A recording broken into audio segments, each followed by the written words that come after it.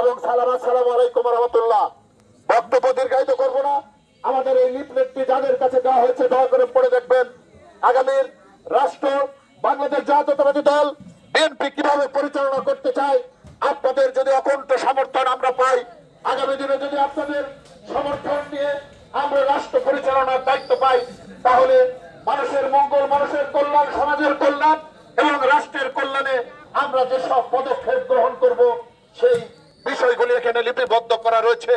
আজকে আমরা দীর্ঘ 17টি বছর যেভাবে সমাজে অসুস্থ প্রতিযোগিতার এখানে সংস্কৃতি চালু করেছে বিগত সরকার, বিভিন্নভাবে হয়রানি, সংঘাত, সংঘর্ষ, সন্ত্রাস, অনিয়ম, অন্যায়, দুর্নীতির মাধ্যমে এই সমাজটাকে একটি রুগ্ন সমাজ হিসেবে এখানে তৈরি করেছে। প্রিয় ভাইরা, আমরা চাই সেই সকল অপকর্ম থেকে, অন্যায় থেকে, সন্ত্রাসী কর্মকাণ্ড থেকে, দখলদারিত্ব থেকে, চাঁদাবাজি থেকে আমাদের এই সমাজটাকে মুক্ত করতে চাই।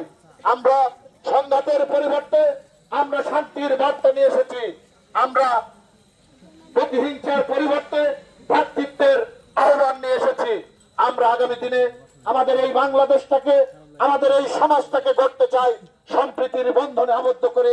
আমরা প্রতিহিংসা ভুলে গিয়ে অতীতের সকল জ্ঞানীকে আমরা মুছে ফেলে দিয়ে নতুন করে স্বপ্ন দেখব এই বাংলাদেশটা আমার, এই বাংলাদেশটাকে আমরা স্বাধীন করার জন্য যেমনি লাখো শহীদের রক্তকে আমরা বিলীন করে দিয়েছি, আমরা লাখো লাখো মানুষের বন্ধুত্ব বরণ করেছে আমাদের দেশে, আমাদের লাখো লাখো মা বোনরা ইজ্জত সম্মান দিয়েছে।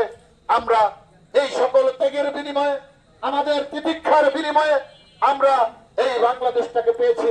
সুতরাং আর কোন ষড়যন্ত্রকারী, আর কোন সন্ত্রাসী গোষ্ঠী, আর কোন চাঁদাবাজ, দখলদারিত্বের এবং ষড়যন্ত্রকারীদের হাতে আমরা এই দেশটাকে দেখতে চাই না। আমরা চাই সকলে আমরা এই সমাজের মানুষ, আমাদের ভিতর সম্প্রীতি, আমাদের ভিতর সৌহার্দ্য, আমাদের ভিতর ভ্রাতৃত্বের